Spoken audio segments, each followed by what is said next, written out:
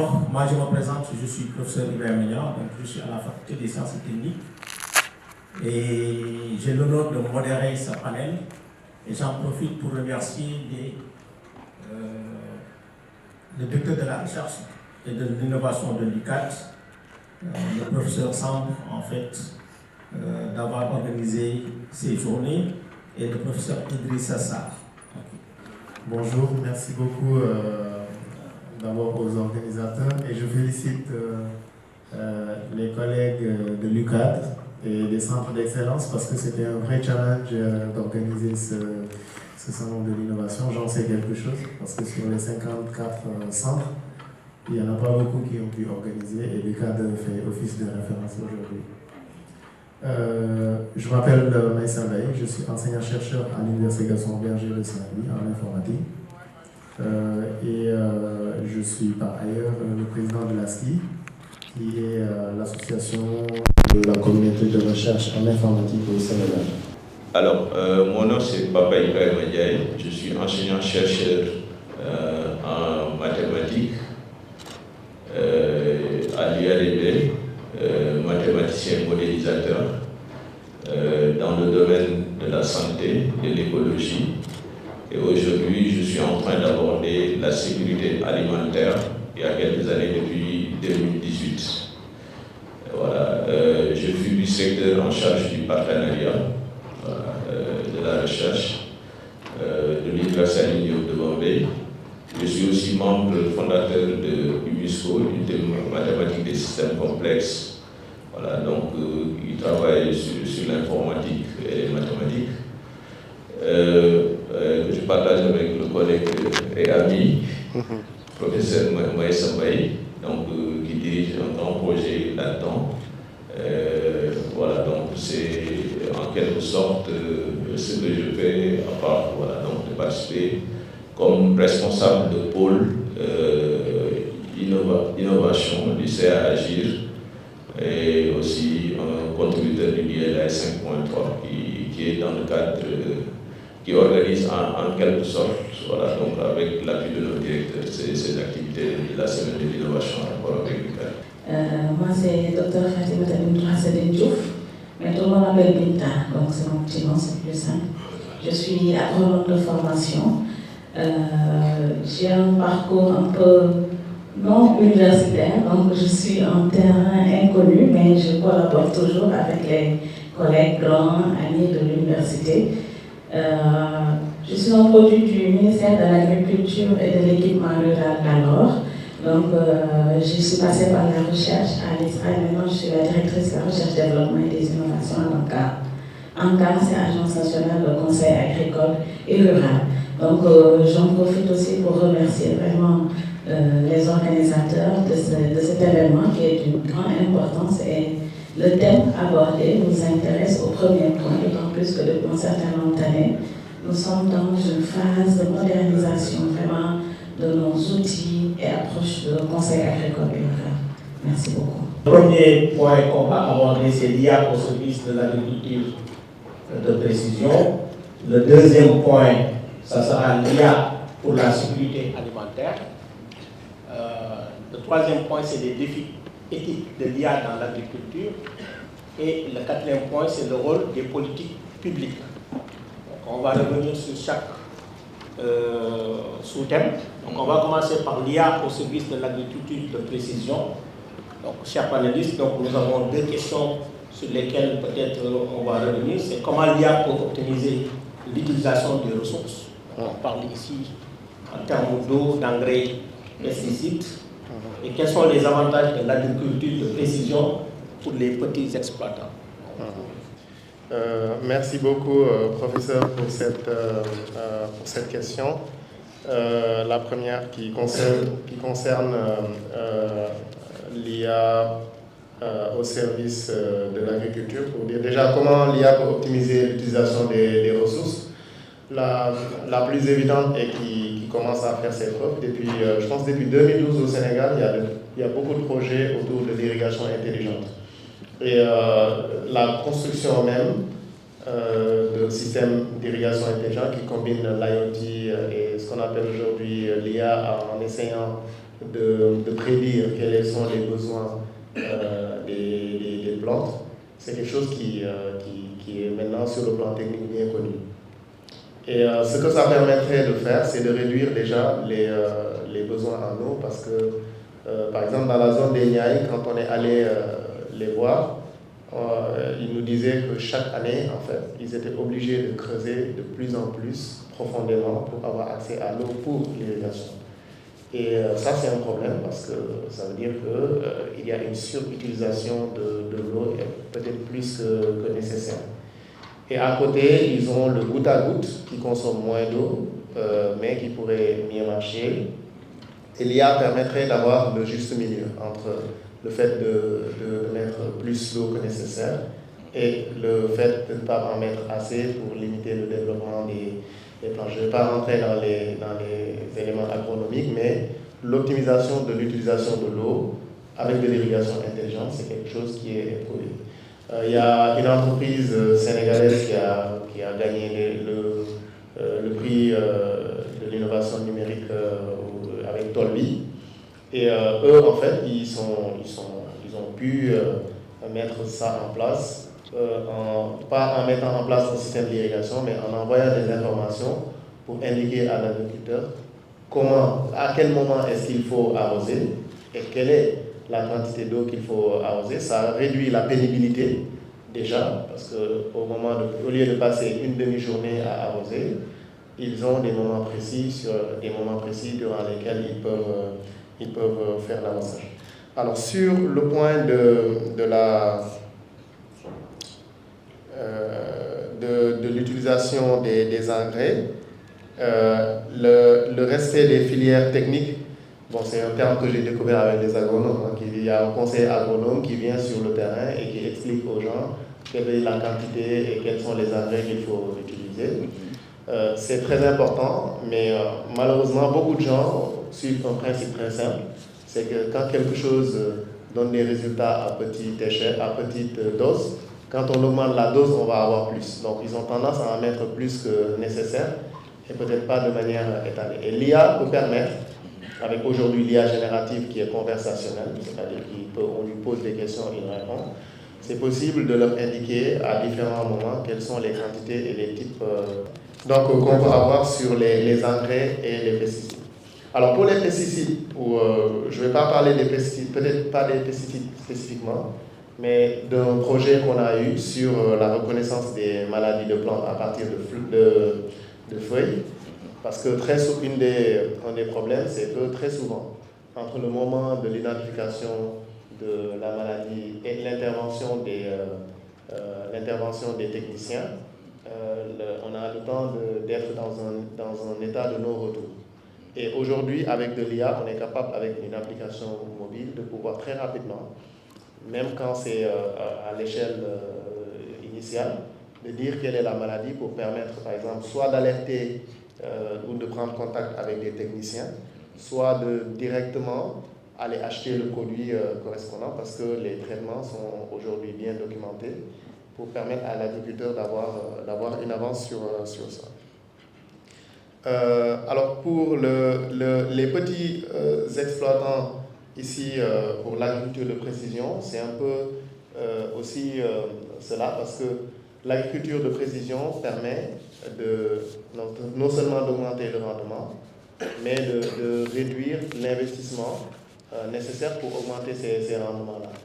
Et une des choses que permet de faire l'IA dans ce contexte-là, c'est d'abord sur les premiers points ce qu'on avait commencé à dire sur la recommandation déjà, sur les pesticides, sur l'eau, sur différentes choses, et la maîtrise en tout cas du cycle biologique des plantes.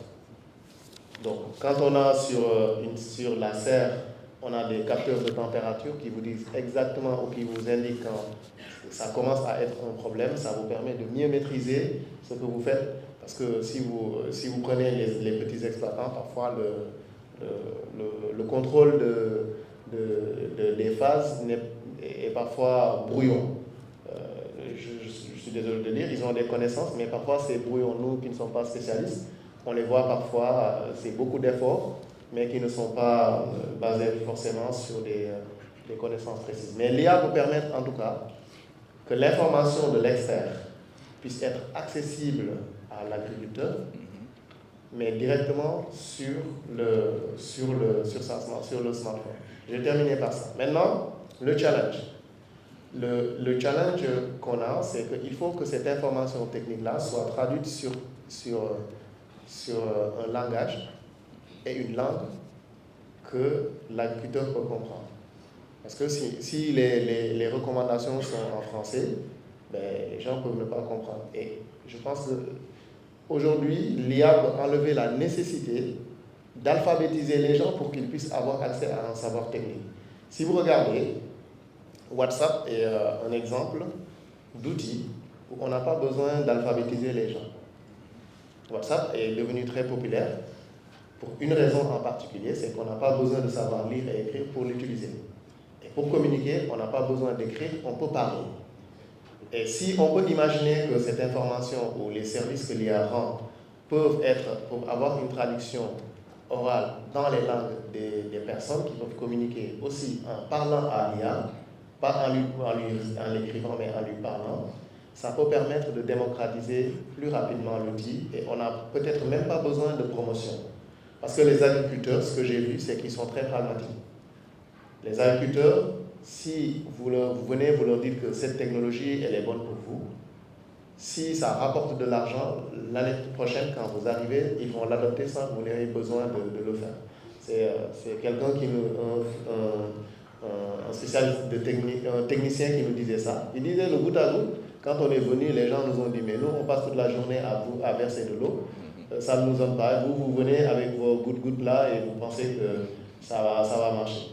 Mais après, bon, ils ont bien demandé qu'on leur donne l'argent pour leur ancienne récolte avant d'expérimenter. Mais quand l'expérimentation a été concluante, l'année qui a suivi, ce sont les agriculteurs eux-mêmes qui se sont organisés pour acheter des systèmes goutte à goutte et c'est entré dans leur culture.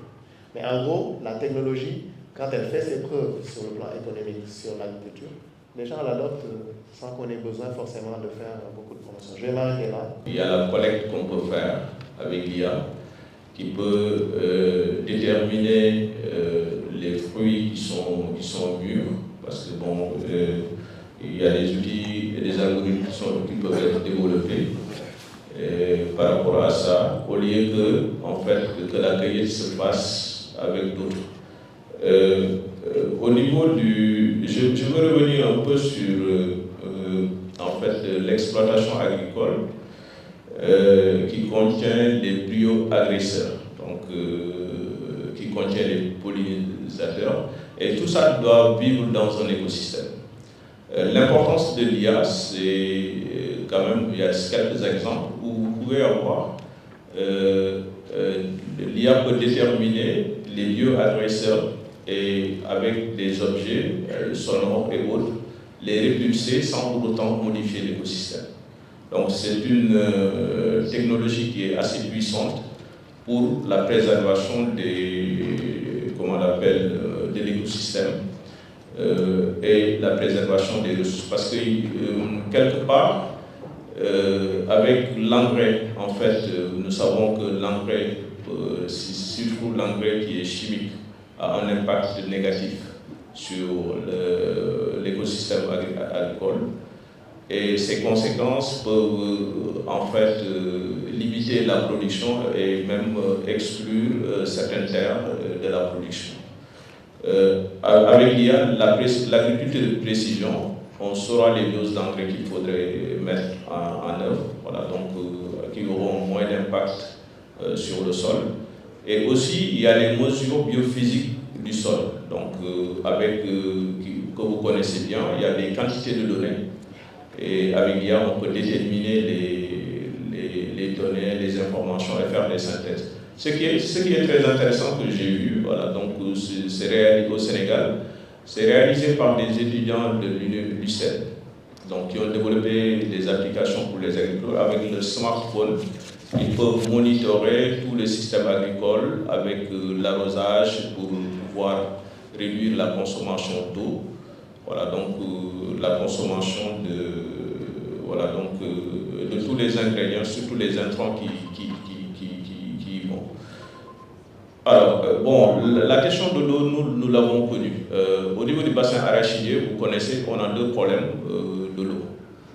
D'abord, la ressource est rare, et deuxième chose, la ressource est salée. D'autres technologies sont utilisées parce qu'en fait, il faut faire la différence aussi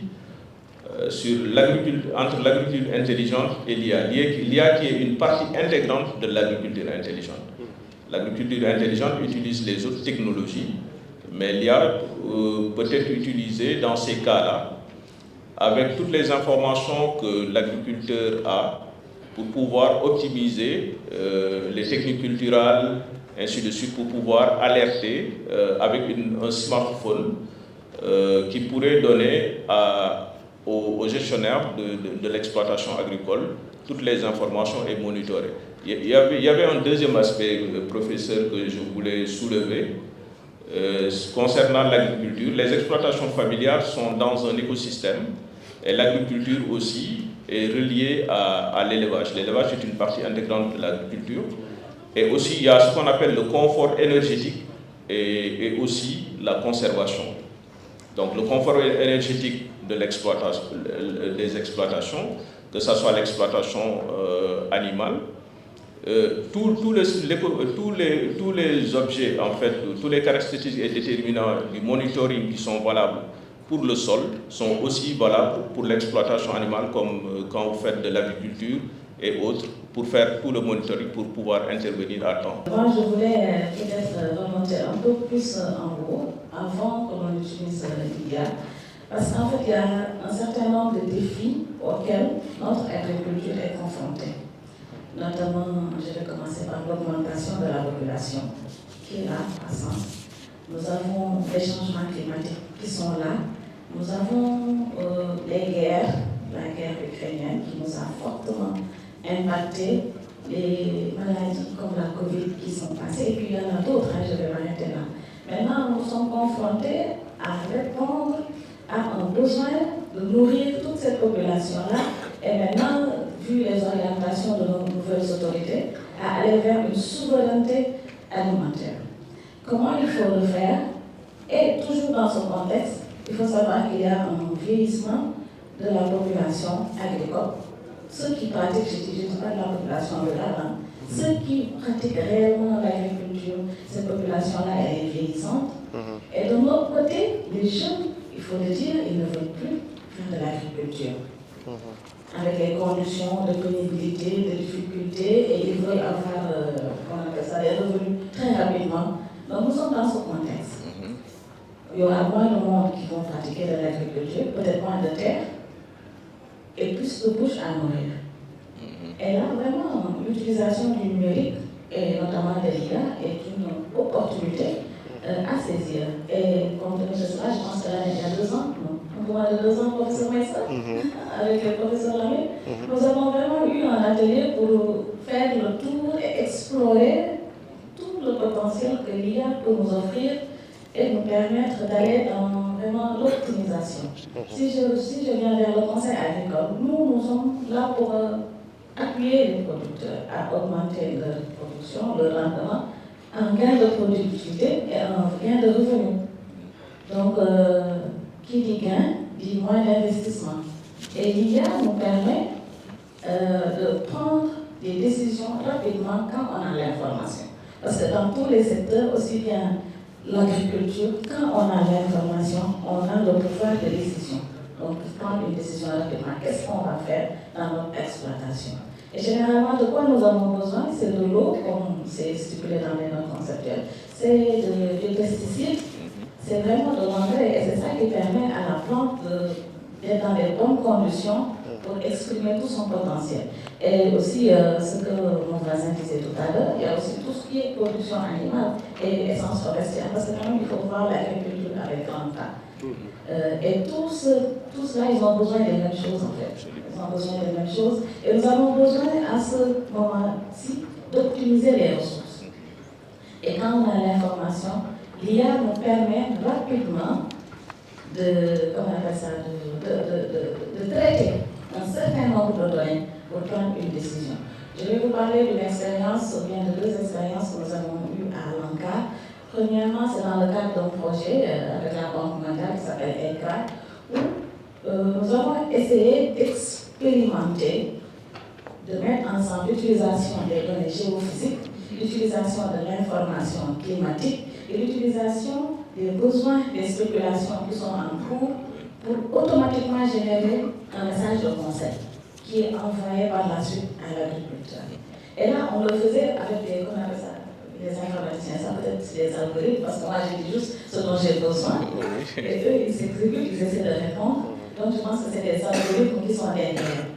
Et l'IA vient faciliter cela. Le temps que l'on passe à créer tout un... Qu'est-ce qu'on fait en informatique? Un algorithme, c'est une application. Tout ce qui se passe en back-office. Le temps, avec l'IA, je pense qu'on gagne beaucoup plus de temps.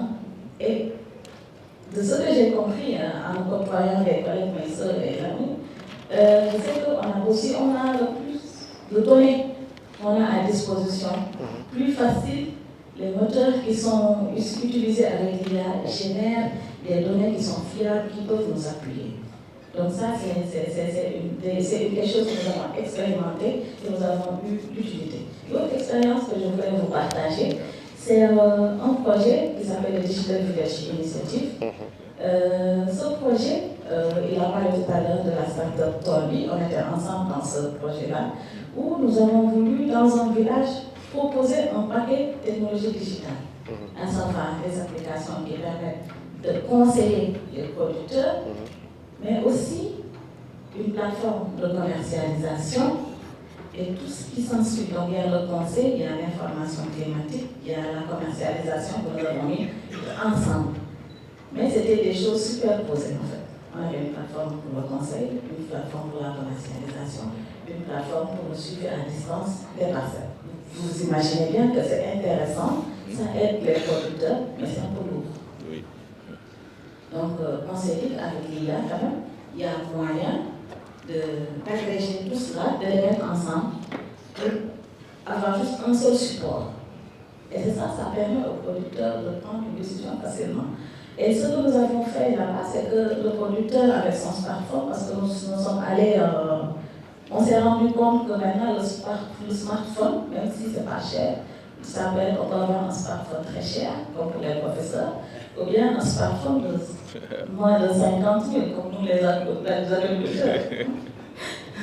Maintenant, on s'est rendu compte que vraiment le smartphone a pénétré tout le pays. Et c'est un outil qui peut être utilisé pour accompagner les producteurs. Et même pas avec le smartphone, le téléphone simple. Et avec ce téléphone simple, il peut recevoir des messages. Donc, avec ce smartphone, ce que nous nous sommes rendus compte, c'est que, en fait, les producteurs, quand ils ont l'information sur leur téléphone, ils savent optimiser d'abord ce qu'ils doivent mettre, les intrants. Ils savent à temps la bonne quantité, à temps, donc ça c'est important. À quel moment il faut donc quelle dose d'engrais, quelle dose de pesticides, quelle quantité d'eau qu'il faut mettre, donc ça c'est important. Mais aussi, l'autre, c'est que ça leur permet, surtout pour les femmes, de gagner du temps. On sait tous que les femmes sont multitâches. Elles sont au champ et à la maison et d'autres activités génératrices de revenus. Donc ça leur permet de gagner du temps. Le fait d'avoir l'information sur leur téléphone, ça leur permet vraiment de vaquer à leurs occupations. Et quand il y a un message de l'aide, d'aller vraiment agir sur la parcelle. Donc ça, c'est vraiment des expériences que nous avons vécues et qui nous montrent vraiment l'importance d'utiliser des technologies digitales, mais aussi l'intelligence artificielle dans la production. C'est l'utilisation de l'IA et les langues nationales. Je pense que c'est un défi pour pouvoir quand même mieux cibler les utilisateurs finaux.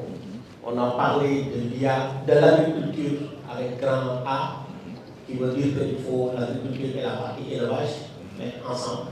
Et quand on regarde les aspects de gestion de l'eau ou d'autres ressources, ça concerne les deux pratiquement.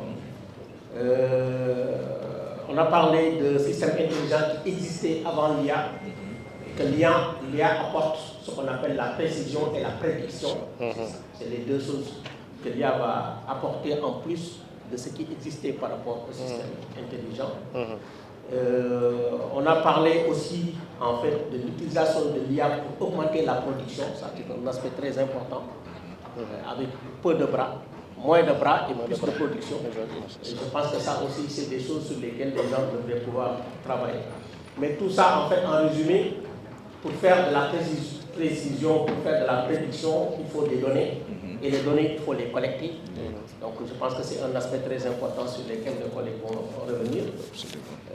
Et il nous faut des outils pour faire ça. Donc on parle des capteurs, on parle de l'Internet des objets, on parle de cloud computing pour faire l'analyse, on parle de edge computing pour faire l'analyse aux abords du réseau, etc. Donc c'est des aspects aujourd'hui dans lesquels les gens travaillent dans le domaine de la recherche. Donc, sans tarder, on va passer au deuxième point qui est l'IA pour la sécurité alimentaire. Je voudrais parler surtout sur le supply chain et les différentes, comment on appelle, les différentes nourritures qui proviennent de l'agriculture, qui sont reliées, qui doivent être administrées parce que les ressources sont insuffisantes et en face des difficultés qui sont reliées à la nourriture des populations. Sur les déterminants qu'on a dit tout à l'heure sur l'insuffisance des ressources et la disponibilité par rapport au système alimentaire mondial, nous avons l'IA qui pourrait permettre de faire le sharing par rapport aux besoins. C'est-à-dire que les habitudes alimentaires ou les besoins qui sont identifiés de part et d'autre par les populations, on peut regarder sur le, comment on appelle, parce qu'en fait il y a une difficulté au niveau du, comment on appelle, du Sénégal. La collecte de données sur les habitudes alimentaires est un grand problème. Donc maintenant, on peut utiliser les nouvelles technologies, c'est-à-dire l'Internet, la commande en ligne, ainsi de suite, et cette diversité de données, pour pouvoir savoir qu'en fait, certaines populations ou certaines contrées ont besoin beaucoup plus de tel type de nourriture à telle période, et ainsi de suite. Et même par rapport aux récoltes, c'est-à-dire au cycle de vie parce que nous avons les fruits de saison, les fruits hors saison et autres, on peut regarder aussi quelle est la commande par rapport à la consommation nationale. En fait, je veux peut-être revenir sur quelque chose que j'avais dit tantôt, c'est par rapport à l'information et à la prise de décision. En tout cas, nous sommes convaincus qu'avec l'IA, on peut facilement, je dis facilement parce que je suis pas derrière, moi c'est la finalité qui nous intéresse, on peut facilement avoir l'information et prendre une décision. Surtout par rapport à la sécurité alimentaire, il y a tout ce qui est traçabilité des aliments, je vais dire, tout ce qui est information sur les modalités de stockage, tout ce qui est, comment on appelle ça, prévention par rapport aux pénuries, par rapport aux risques et par rapport aux crises alimentaires qui peuvent subvenir. Donc je pense que si on parvient à emmagasiner le maximum de données, parce que c'est ça le challenge, moi je ne sais pas peut-être comment parler en conclusion, le challenge de l'IA c'est d'avoir le maximum de données pour entraîner tout le moteur de recherche ou bien tout le moteur qui sous-tend cela. Donc cela va permettre vraiment d'optimiser les conditions de stockage, de faire des analyses prédictives pour mieux gérer par exemple les récoltes et mieux les stocker. Cela va permettre vraiment avec l'utilisation aussi d'autres outils digitaux de prévenir tout ce qui est, par exemple, comment je peux dire ça, s'il y a des attaques, des épidémies, parce que ça arrive parfois au niveau de l'agriculture, comme avoir des épidémies. L'année dernière, je pense que l'année dernière, on a eu au niveau du Côte une augmentation que nous n'avons pas pu expliquer de la population de chassites et de mouches blanches qui ont un peu plombé les récoltes. Mais aussi, en fait, le plus important, c'est que ça permet de gérer. Les supply chains. Voilà, ça nous permet vraiment de gérer Parce qu'en fait, et ça, c'est des outils qui peuvent être utilisés à un plus haut niveau, au niveau gouvernemental, pour voir au Sénégal, par exemple, quels sont les besoins en alimentation, comment faire pour suivre la traçabilité, comment les structures comme la SNSSA et la CSSA peuvent utiliser ces données dans l'utilisation ou bien le suivi, par exemple, des marchés, quel type de produits il y a, comment il faut prévenir les ruptures, et comment aussi prévenir la malnutrition, parce que ça aussi c'est important. Et au Sénégal, nous avons ces données-là. Au niveau du CSNSA, ils ont ces données-là pour voir quelles sont, au niveau des régions, les parties les plus vulnérables où il faut agir. Je pense que l'IA nous permet vraiment de prévenir tout cela. Et si je reviens vers l'agriculture toujours, ça nous permet vraiment comment on appelle ça, de faire des préventions. De faire des préventions et en plus de nous dire, par exemple, des projections, voilà, c'est le mot que je cherche, de faire des projections. De nous dire, peut-être d'ici 5 ans, nous avons besoin de tant de quantité d'aliments, donc pour l'agriculture, pour le riz, nous avons besoin de tant. Et ça permet de dire aux producteurs, vous avez besoin, il faudrait que vous produisez tant de tonnes de riz, tant de tonnes de maïs, etc. Et là aussi, ça va aller plus loin, c'est l'investissement. Parce que si on a besoin d'avoir une telle quantité, par exemple 100 millions de tonnes de riz, il y a plus d'investissement qui vient derrière. Quelle quantité de semences, quelle quantité d'engrais, quelle quantité d'eau il faudrait, quel type d'investissement, quelle superficie de terre il faudrait. Donc vraiment, tout cela va nous permettre d'avoir ces informations à l'intérieur de la sécurité alimentaire. D'abord, ce qu'il faut savoir, c'est que l'IA par rapport à l'agriculture peut aider de deux manières. Soit c'est un système d'aide à la décision, c'est-à-dire qu'il y a une information, une décision que vous avez besoin de faire et vous avez besoin d'une information. Par exemple, pour pouvoir arroser, vous avez besoin de savoir à quel moment est-ce qu'on doit arroser, mais vous pouvez ne pas savoir cette information, il vous l'apporte.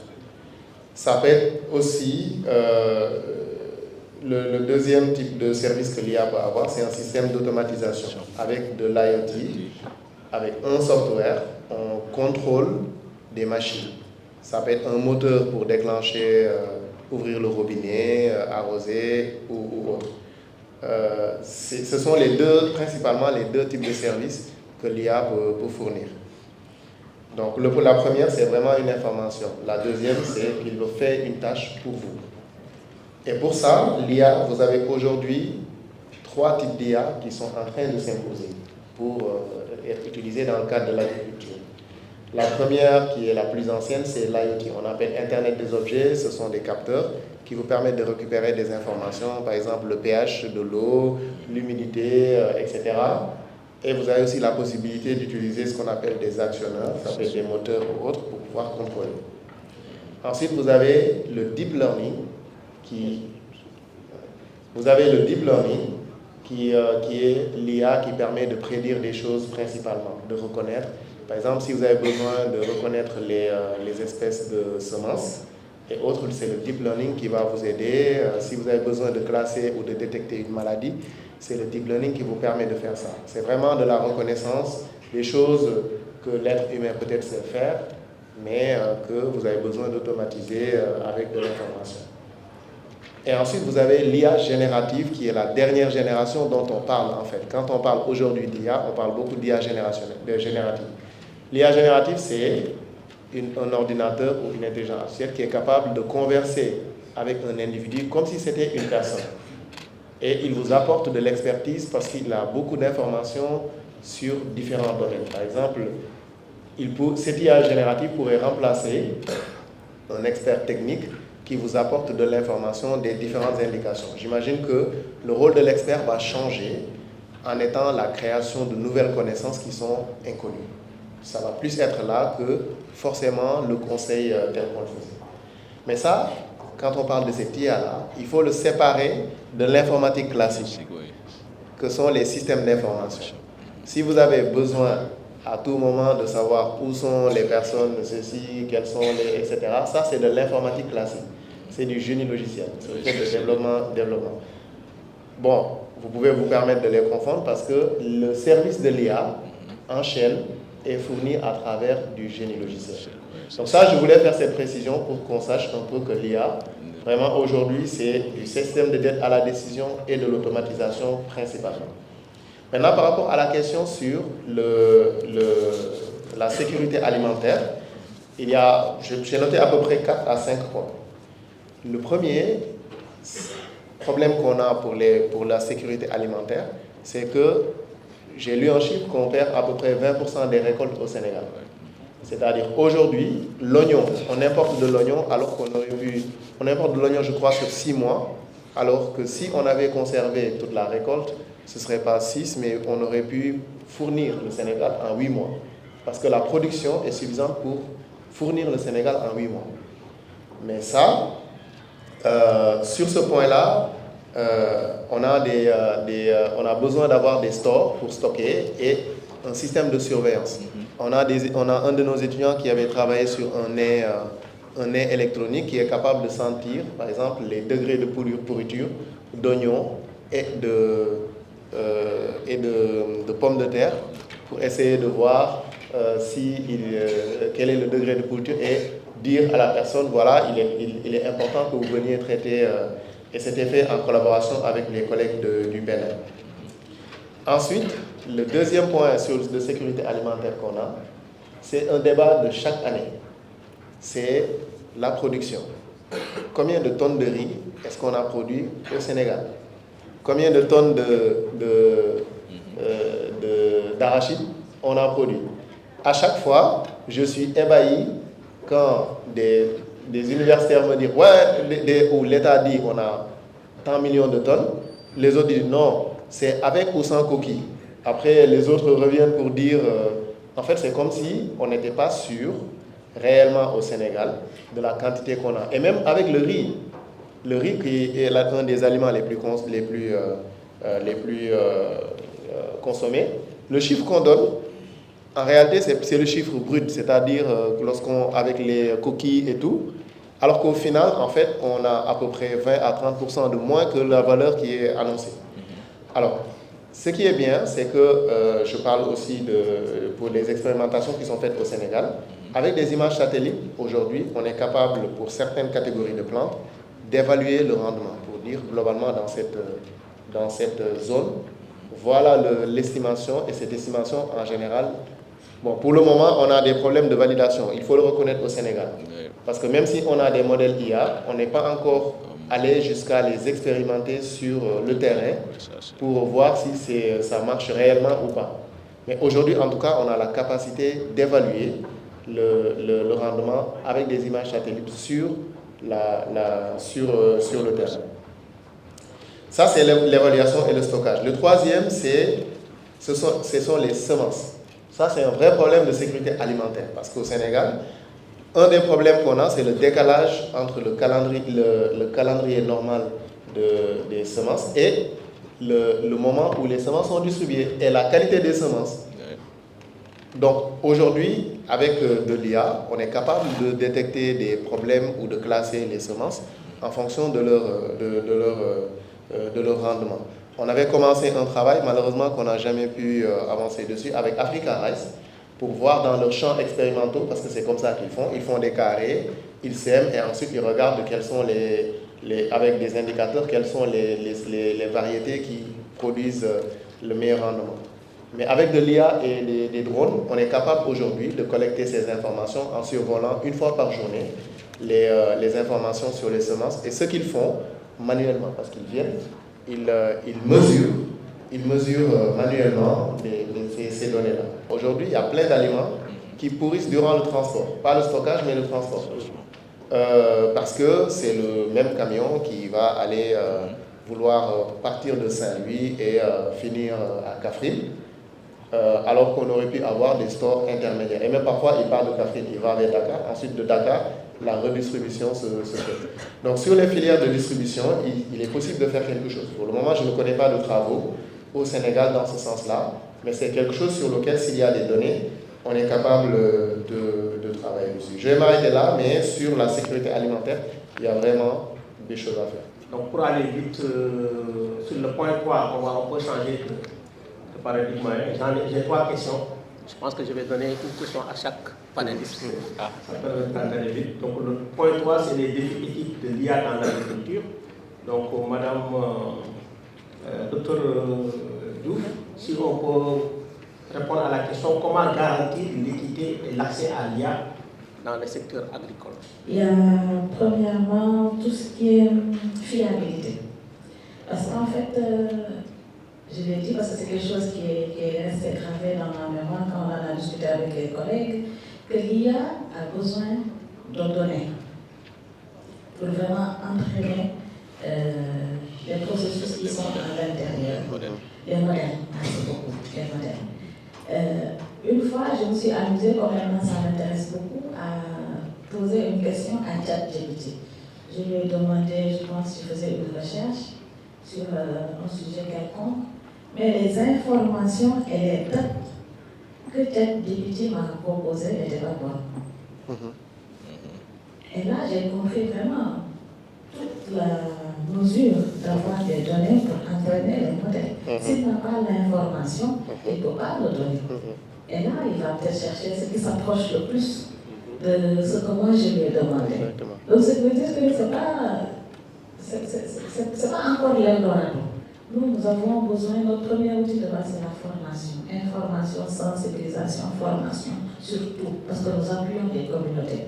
Et pour appuyer quelqu'un, il faut le former à la chose. Par exemple, s'il faut introduire de nouvelles technologies, etc., il faut... Et on dit qu'au Sénégal, même si j'ai dit le contraire au début, on dit dans les textes qu'il y a au moins 70% de la population, bien 60% de la population qui est agriculteur. Même si ça a tendance à réduire, là, on est conscient de cela. Mais pour former toute cette population-là, il faut des compétences. Et nous, l'approche de formation que nous avons, c'est en présentiel. De venir dire à M. Maïssa, pour faire une parcelle d'oignons, c'est ça qu'il faut faire. Le cycle, c'est à tel moment qu'il faut commencer. Alors que maintenant, avec l'IA générative dont tu viens de parler tout à l'heure, il y a moyen vraiment de faire des sessions de formation de masse sans être présent. L'autre défi auquel on est confronté, je l'ai dit aussi au début, parce que l'IA nous permet de prendre des décisions. Donc, des décisions sur, par exemple, le cycle culturel. Et le plus important, maintenant, nous travaillons sur la chaîne de valeur. Après la production, il faut vendre les informations sur le marché. Donc, si on a toutes ces informations-là agrégées quelque part où les modèles sont entraînés pour générer automatiquement et qu'on puisse avoir accès, ça permet vraiment une prise de décision par rapport à l'écoulement de notre production, par rapport au stockage, à la transformation, à la conservation. Donc, quelles politiques publiques sont nécessaires pour encourager l'adoption de l'IA dans l'agriculture et comment réguler l'utilisation de l'IA dans les secteurs agricoles. Donc, Maïssa, si vous pouvez prendre la parole après, professeur Ndiaye. Ok, bon, moi je vais essayer cette fois d'aller très vite. Alors pour moi, pour les politiques publiques, c'est qu'aujourd'hui, concrètement, il faut encourager la production de données et leur mise à disposition pour le monde scientifique. Parce que tant qu'on n'aura pas de données, on aura beau parler de l'IA, ça restera dans des panels comme ça, mais on n'aura pas bougé plus que ça. Donc s'il n'y a pas une politique qui va dans le sens de la production et du partage de données, c'est ça problématique. Pour la régulation, ce qu'il faut savoir, c'est que dans les cas de test, surtout qui va être problématique, les enjeux ne sont pas les mêmes. Pour les petits exploitants, ce sont des enjeux de sécurité alimentaire. Les gens qui font de la culture vivrière pour vivre, je ne peux pas venir en tant qu'enseignant avec mon salaire qui est garanti et leur dire qu'on va prendre le risque de tester un algorithme dont je suis sûr que théoriquement que ça va augmenter la production. Je pense que c'est quelque chose qui va être très important et dans la régulation, on doit prendre les gants pour avoir plus de champs expérimentaux plutôt que d'aller directement voir les agriculteurs pour pouvoir travailler dessus. Et vraiment pour les compétences en IA, aujourd'hui au Sénégal, on n'importe pas d'ingénieurs IA. Mais par contre, on n'a pas beaucoup de données pour les utiliser comme il faut. Il y a d'abord une politique autour des données qu'il faudrait mettre en place. et aussi quelques autorisations sur l'utilisation des drones, parce que les drones doivent être réglementés et avoir les types de drones qui doivent être utilisés pour l'agriculture, les autoriser dans des espaces sans pour autant faciliter en fait l'acquisition de droits d'utilisation de drones pour les agriculteurs. Si ça peut être systématique, ça pourrait faire l'affaire.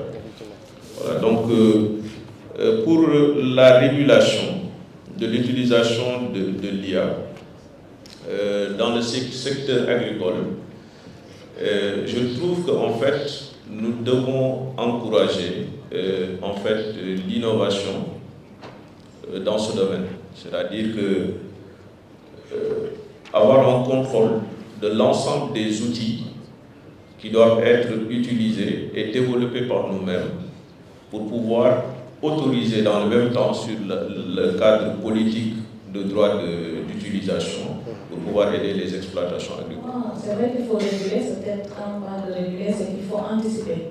Parce que comme l'a dit le professeur Messa, l'IA maintenant, nous sommes encore en train d'utiliser l'intelligence artificielle dans l'agriculture. Ici, ce dont nous avons besoin, c'est effectivement de l'utiliser. Mais comment l'utiliser, avec quoi, quels sont les moyens? Et là, nous avons besoin de données, là je le rejoins, mais nous avons besoin de former les compétences à son utilisation. Mais peut-être ce qu'il faudrait faire, c'est s'inspirer des expériences des autres pays, des défis auxquels ils ont été confrontés avec l'IA, parce que l'IA peut facilement mener à quelque chose qui va nous dépasser, si on regarde comment ça se passe actuellement. Donc je pense qu'à ce niveau-là, il faut essayer de faire un petit contrôle pour pouvoir avoir des instances pour autoriser, mais aussi quand même il faut qu'on encourage l'utilisation de l'IA effectivement dans le domaine de l'agriculture. Depuis la prise de décision, les gouvernements et tout, jusqu'aux petits producteurs. Merci beaucoup. Je pense qu'on a fait le tour des 4 questions.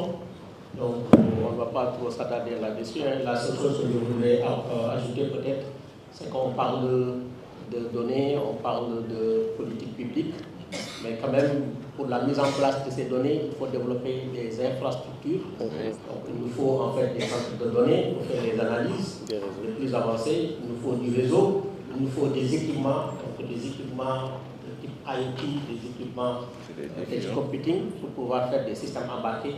Donc je pense qu'il y a vraiment un défi par rapport aux autorités pour aujourd'hui quand même accompagner l'utilisation de l'intelligence artificielle, ne pas faire ce que les gens faisaient dans les temps sur l'enseignement à distance, parler de politique d'enseignement à distance et on met aucun franc sur l'enseignement à distance.